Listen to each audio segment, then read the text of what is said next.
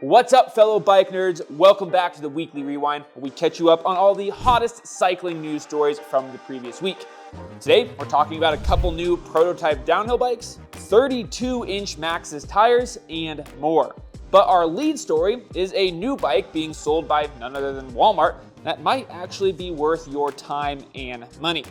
Meet the Ozark Trail FS.2, which, when it becomes available later this spring, will list for just under $500. Now, you're probably thinking, Josh, Walmart already makes cheap full suspension bikes. In fact, $500 is pretty steep. But this guy is quite a bit different. We're going to talk about why in just a second, but first, some backstory. In case you didn't already know, lots of members of the Walmart family are actually avid mountain bikers and have single-handedly turned a sleepy Arkansas town into the so-called mountain bike capital of the world. They've also, in what seems to be a bit of a pet project, started making a few entry-level bikes that pack impressive amounts of performance for a dirt cheap price under the Ozark Trail brand name. They've already made a hardtail and a gravel bike, both of which have been met with praise, and now are apparently releasing their first full suspension option. Sadly, at this point, Walmart isn't releasing a ton of information on the bike to the general public. As far as I can tell, only 2 people, period, have been able to get their hands on them, and that's a couple of YouTubers, it's Matty Active and Tev Central. So a big shout out to both of them for spreading the word on what could be a pretty groundbreaking bike for folks who have previously been priced out of our sport. The FS.2 has a simple double triangle frame and, impressively, gets a horse-link suspension design. There's also plenty of modern features, including internal cable routing for a dropper post, a tapered head tube, and even a 148x12 boost through axle. The bike's also available in 3 sizes, something we're not used to seeing on most department store bikes. What really sold me on this guy though was the geometry. It gets just 120 millimeters of travel front and rear, but has some pretty progressive numbers. All sizes get a slack 65-degree head tube angle, 69-degree seat tube angle, 445mm chainstays, and a pair of 29-inch wheels. Reach numbers are long as well, with the size large coming in at 485mm. Those numbers, combined with the aforementioned through axle, means that this bike could be a killer first mountain bike that's both capable and worthy of upgrades down the road. Now, I say that with one major caveat, and that is build quality. To be honest, I know very little about Ozark Trail and what factory is manufacturing their frames or what standards they are tested to. One encouraging note though is that YouTuber Tev Central did a pretty thorough teardown of his early access bike and found that there are metal bearings, not bushings, on all pivots. Let's transition now from the frame to the components. Now, bear in mind that this is a $500 full suspension bike, so of course there are going to be some weak points. In terms of suspension, it has a 120mm SR Suntour XCM fork paired to a Kind shock coil in the rear. The shock features standard eyelets and measures 185x50mm, which should make finding an upgrade relatively easy. One thing I haven't been able to find out yet is if the stock wheels and tires are tubeless compatible. And if they are, that would be huge, but to be honest, I kind of doubt it. That said, I never thought I'd see a horse-link bike for under $500 either, so hey, there's a chance. The group set is a bit of a mixed bag. There's some generic Logan mechanical disc brakes, but the drivetrain, which is a 9-speed fuse with a wide-range cassette, is a solid choice. Collectively, this puts the weight of the bike at around 39 pounds or 17.7 kilograms, which is quite something for a 120mm bike. We'll of course be keeping our eye out for more details on this bike as we get closer to its launch and do everything we can to get one in for a review. So if you want to see that, make sure that you are subscribed to YouTube and following wherever you listen to your podcasts. For the cost of about a dozen Ozark Trail FS.2s, you could get the next new bike that came out last week, and that is the all-new Pivot Trailcat. The Trailcat gets its name from the 2 bikes it replaces, the Trail 429 and the Shadowcat.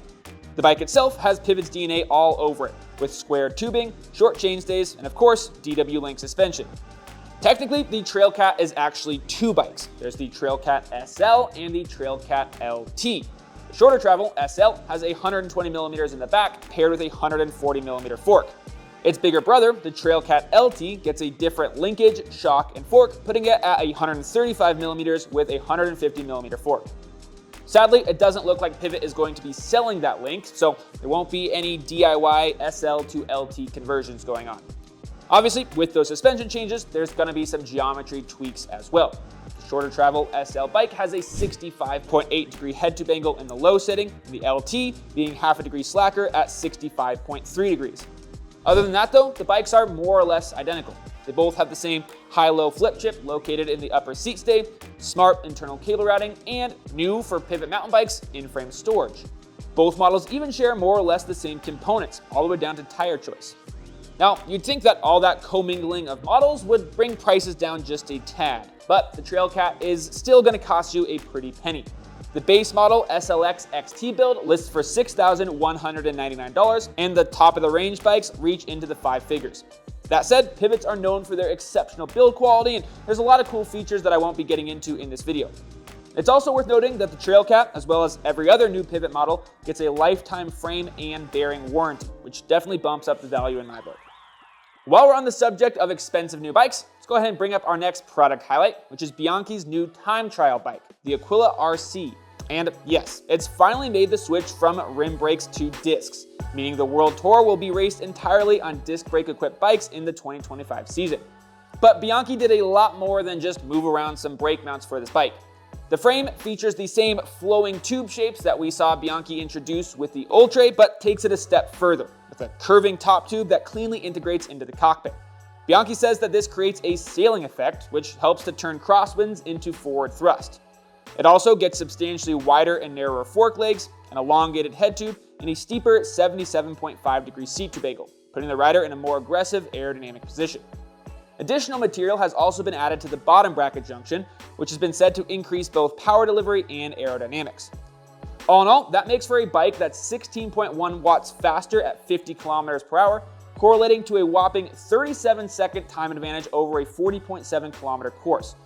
Other details include an FSA Vision cockpit, 28mm tire clearance, and a claimed weight of 1,700 grams for a medium frame set.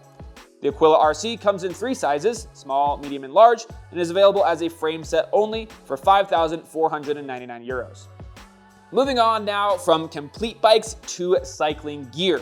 Our first product here are the new BOA-equipped 510 Freerider Pros. Other than swapping laces for a ratchet, the shoe remains pretty much unchanged. Still get 510's legendary Stealth S1 rubber underfoot, EVA foam in the midsole for impact absorption, and a breathable synthetic upper. Lastly, they list for $180, just $10 more than the laced version of the Freerider Pro, and quite a bit less than some other BOA-equipped flat pedal shoes on the market. You can get them in 3 different colors in both men's and women's sizes and are available now. Now that your feet are covered, let's move on to your eyeballs, because last week we saw not 1, not 2, but actually 4 new pairs of sunglasses hit the market. The first that we're going to talk about is the SMITH Ultralight. The shades share the same name and styling as the 1987 Ultralights, but of course with modern tech like interchangeable chroma pop lenses and an adjustable nose pad. The retro ski goggle inspired glasses feature a half-frame design and oversized cylindrical lenses that have been drilled on top for improved ventilation. The Ultralights are available in a variety of 80s inspired liveries, as well as solid black for the wallflowers like myself, and lists for a quite steep $175.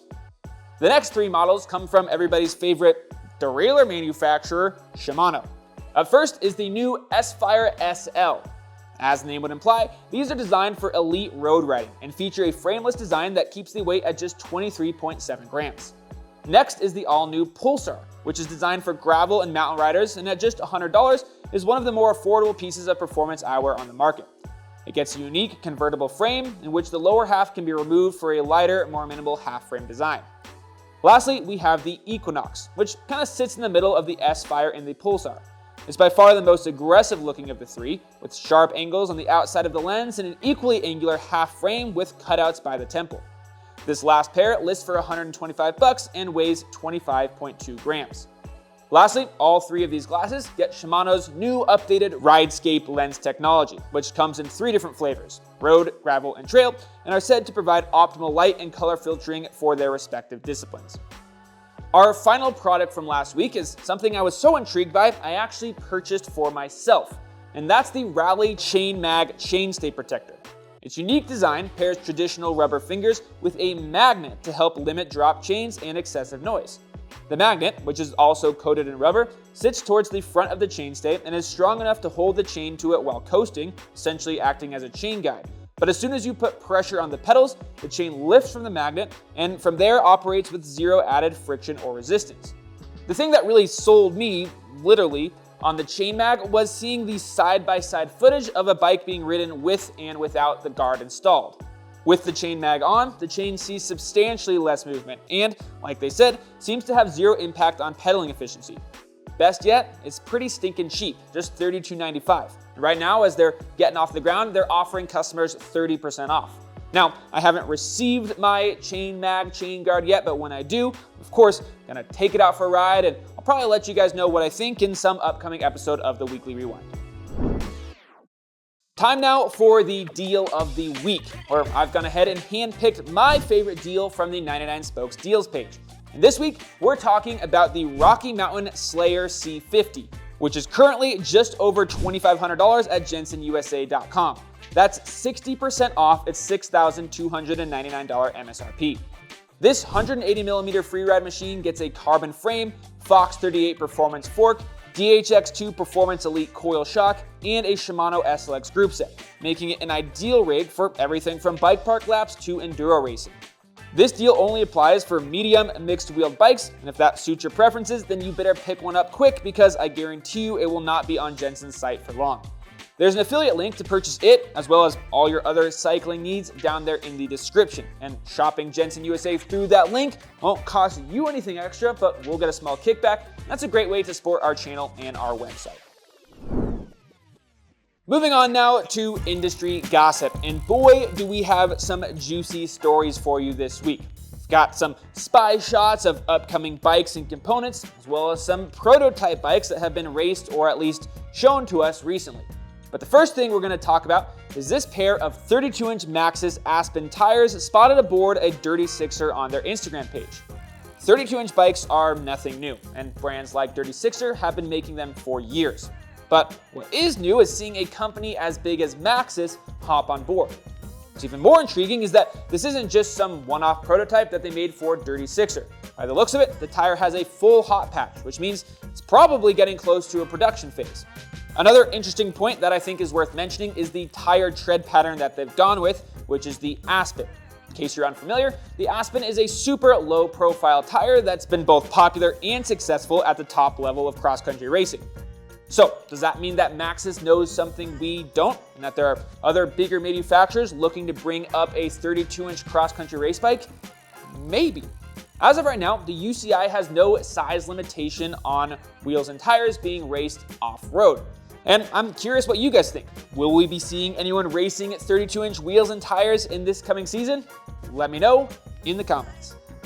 Let's stick with spy shots for just a sec longer and take a look at what seems to be DJI's Avinox M1 drive system on a bike posted to UNNO's Instagram.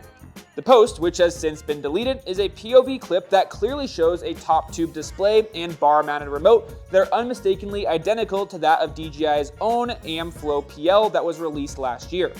Up until now, the only other third-party manufacturer who has released rumors of using DJI's system on one of their bikes is Forbidden, and the not-so-guarded secret is that we'll be seeing a pedal assist Druid show up later this spring.